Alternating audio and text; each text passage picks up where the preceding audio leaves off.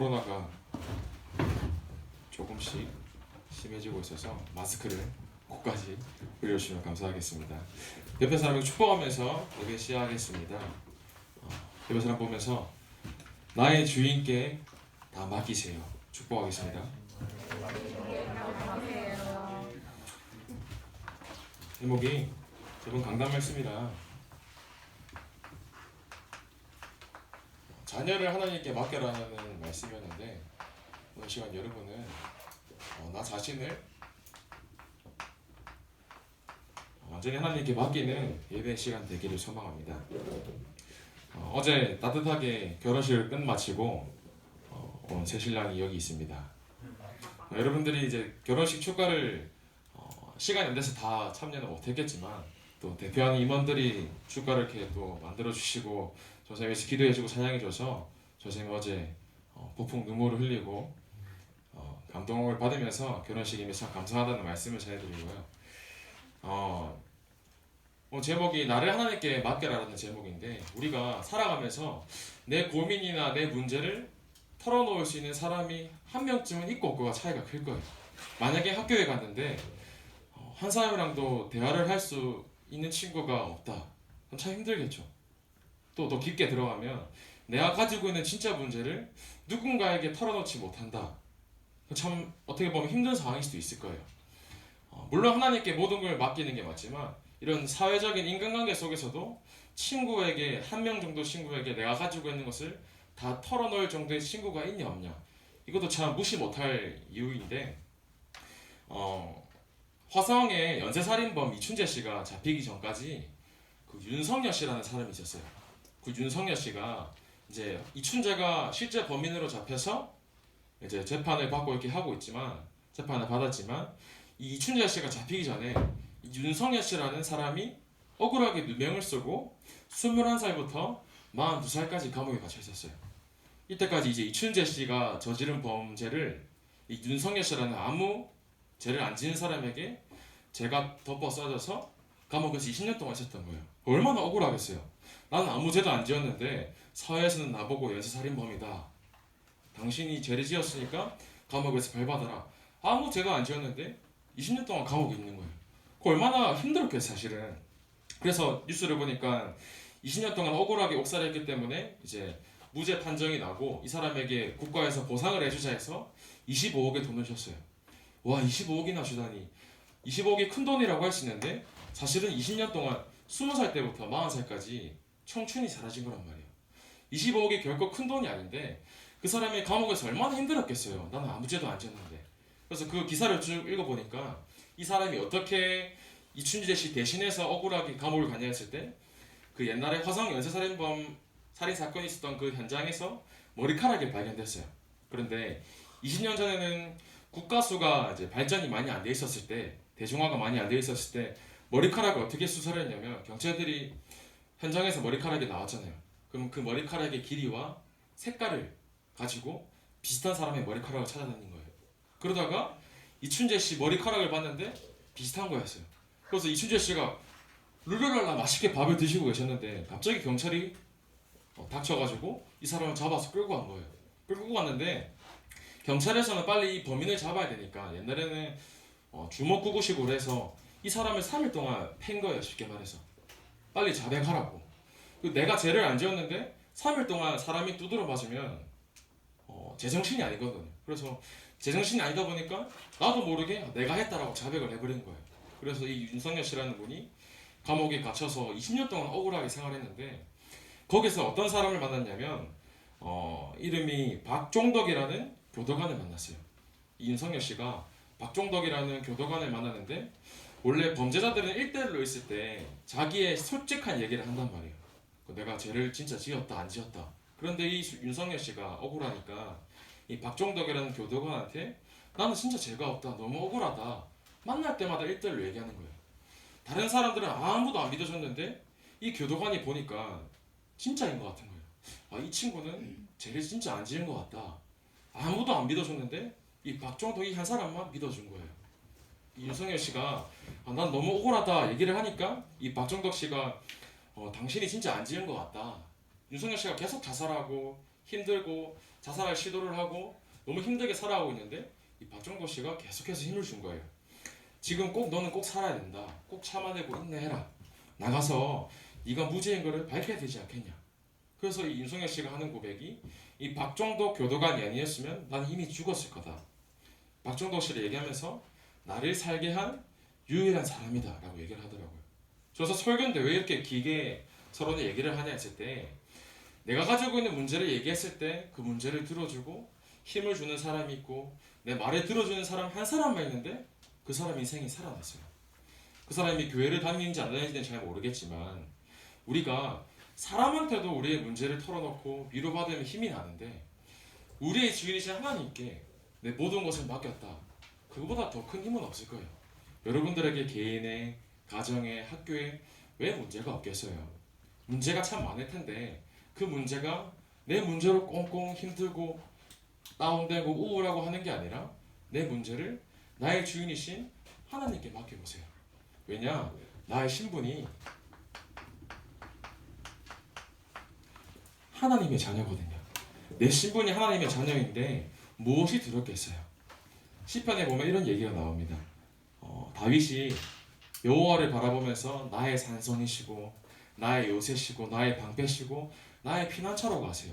내 신분이 다른 것이 아니라 하나님의 자녀이기 때문에 내가 가지고 있는 모든 문제를 하나님께 말해보세요. 내가 가지고 있는 모든 것들을 하나님께 맡겨보세요. 하나님께서는 이 모든 문제를 다 아시고 다 들으시고 또 우리 문제에 답을 주시고 해결하실 줄 믿습니다. 우리의 신분이 하나님 자녀이기 때문에 우리에게 어떤 권세가 있냐? 문재인 대통령은 대통령이기 때문에 그 자녀들도 보호를 받아요. 왜냐? 그 자녀가 대통령의 자녀이기 때문에. 나라에서 보디가드들, 경호원들이 문재인 대통령의 자녀들을 보호한단 말이에요. 만약에 그 자녀들이 문재인 대통령의 자녀가 아니라면 보호할 이유가 없어요. 근데 왜 보호하냐? 신분이 대통령의 자녀예요. 대통령마저도 자녀들이 너무 소중해서 지키는데 우리의 신분이 뭐라고요? 하나님의 자녀예요. 아, 나의 신분이 세상이 감당할 수 없는 하나님의 자녀구나. 내 신분이 하나님의 자녀이기 때문에 나의 아버지이신 하나님께 내 모든 것을 맡겨야겠구나. 오늘 이 시간 고백하신 여러분 되기를 소망합니다. 그래서 우리의 신분이 하나님의 자녀이기 때문에 여러분은 행복자예요. 그렇기 때문에 매일매일 사는 삶이 누구보다 행복한 행복자가 된 줄 믿습니다. 여러분 다른 것으로 행복하지 말고 매일 복음으로 행복하세요. 내가 좋아하는 연예인들 물론 나를 기쁘게 할 수 있어요. 내가 좋아하는 게임 물론 나를 기쁘게 할 수는 있어요. 그런데 그것들은 나에게 참된 기쁨이 되지 않거든요. 요한복음에 보면 세상에 주는 물론은 우리의 갈증을 해결할 수 없다고 말씀하십니다. 우리의 이 바닷물을 계속 마시면 짠물을 계속 마시면 마실수록 목이 마르단 말이에요. 세상의 물은 여러분들의 행복과 갈급함을 채워줄 수가 없어요. 그런데 우리의 갈급함을 복음으로 채운다. 복음만이 여러분들에게 참된 행복인 줄 믿습니다. 제가 원래 조사님이 그렇게 안 생겼지만 원래 한 성격하거든요. 이제 어제 결혼식 하는데 어제 오랜만에 이제 ROTC 후배들이 다 왔어요. 말 안 했는데 다 오더라고요. 그래서 후배들이 와서 인사도 하고 이제 현역인 대위들도 오고 이렇게 친구들이 되게 많이 만났는데 이제 후배들이 와가지고 전사님 보고 하는 말이 이제 부산 사투리시니까 이제 전사님 보고 형님이란단 말이에요. 전사님 보면서 형님 왜 이렇게 사람이 야들야들해졌어요? 물어보더라고요. 야들야들이 뭐냐? 부드러워졌다는 거예요. 전사님 오면서 얘들아 왔니? 하면서 인사하는데 사실은 이제 지금이랑 많이 달라요. 옛날이 나 때는 말이야 이렇게 얘기할 수도 있지만 전사님 참 많이 무서웠거든요. 후배들한테. 후배들이 보면서 형님 왜 이렇게 야들야들해져서 하길래 그런 게 있어 이렇게 얘기했는데 후배들을 만나면서 친구들이 하는 말이 뭔가 많이 바뀌었다라는 얘기를 하더라고요. 제가 옛날에 뭔가 안 좋았나 봐요. 그렇게 얘기를 하는데 어제 사실 결혼식을 하면서 여러 가지 결혼해 보신 분들은 알겠지만 여러 가지 준비할 것도 있고 문제 사건이 있는데 결혼하는 첫날 아침부터 확 문제가 오더라고요. 결혼식 당일에 이제 아침에 준비하고 이것저것 하고 있는데 엄청난 큰 문제가 터졌어요. 순간적으로 전도사님도 사람이기 때문에 열이 막 머리 끝까지 올라오더라고요. 전도사님이 이제 겉으로는 이렇게 온유해 보이고 이렇게 착해 보이지만 이상하거든요. 성격이 확 올라오면 확 터지는 성격인데 머리 끝까지 올라와서 막 터질 것 같더라고요. 근데 딱 그때 드는 생각이 하나님 말씀이 딱 생각나더라고요. 너무나 감사하게. 아, 내가 왜 이걸로 힘들고 스트레스 받아야 되냐? 내가 행복자인데. 선생님 말씀이 기억나더라고요. 내가 누구보다 행복한데 내가 행복하려고 지금 결혼하는 거 아니냐? 내가 하나님 자녀가 행복자인데 내가 왜 사단에게 속아야 되냐? 말씀을 생각하니까 진짜 거짓말처럼 쫙 내려가더라고요. 뭐 주전자같이.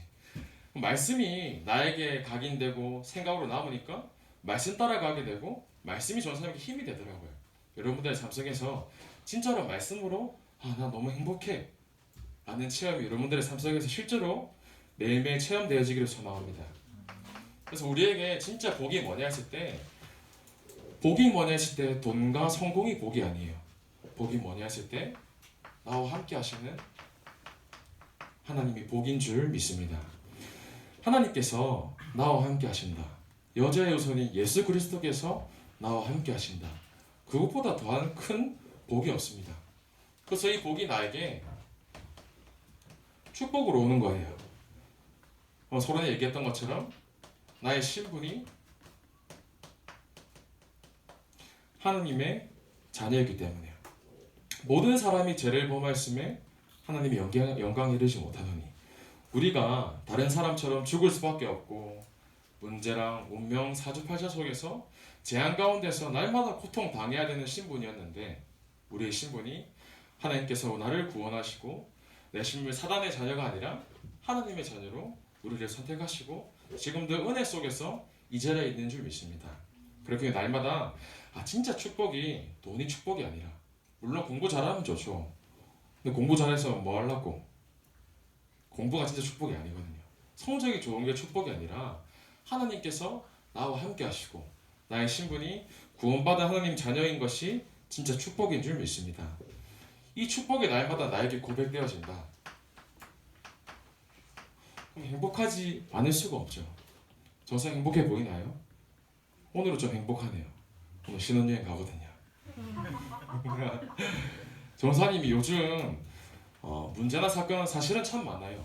전사님 개인의 경우는 문제도 많고 뭐 사역에서도 그렇고 여러 가지 사건과 문제가 오긴 오는데 그 문제가 이제 조금 알 것 같아요. 목사님 말이. 물론 전사님 문제로 힘들긴 해요. 그런데 그 문제를 넘어설 수 있는 힘을 조금씩 전사님 찾아가고 있어요. 진짜로 문제가 나에게 문제가 되지 않고 내가 진짜 말씀으로 행복한 게 이거구나. 집에서 말씀을 묵상하는데 참 행복하다라는 마음이 요즘 계속 드는 거예요. 여러분들이 나 삶 속에서 나에게 주신 하나님의 사명이 발견되어지고 날마다 확인되어지고 누려진다. 그것보다 더한 행복은 없을 거예요. 저는 계속 게임 얘기를 하는데 게임이나 연예인들 물론 청소년들 사춘기 여러분들이 하는 게 그거밖에 없더라고요. 뭐 롤, 배틀그라운드, 뭐 BTS 사실은 그 매체들이 많은데 행복하긴 행복해요. 재밌고. 그런데 나에게 주신 사명이 정말 발견되어진다. 정말 행복합니다. 이 행복이 여러분들 삶 속에서 말씀을 통해서 찾아지고 날마다 고백되어지기를 소망합니다. 그래서 여러분들이 지금도 예배를 드리고 있지만 예배를 드리시는 존재는 하나님 자녀밖에 없거든요. 여러분들이 나의 삶이 날마다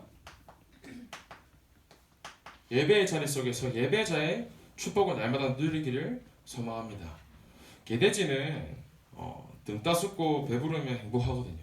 개돼지는 아무리 돈 많이 주고 좋은 집 줘도 안 행복해요. 개돼지들은 맛있는 음식 주고 따뜻한 데 잘 재워주기만 하면 행복해요. 그런데 우리가 개돼지랑 같은 수준이 되면 안 되잖아요.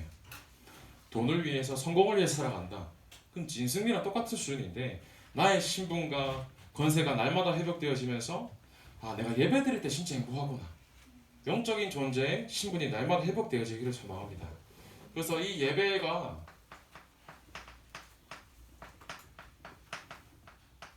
예배 드릴 때 날마다 나에게 주신 사명과 언약이 발견되어지고 예배 드릴 때 내 문제를 통해서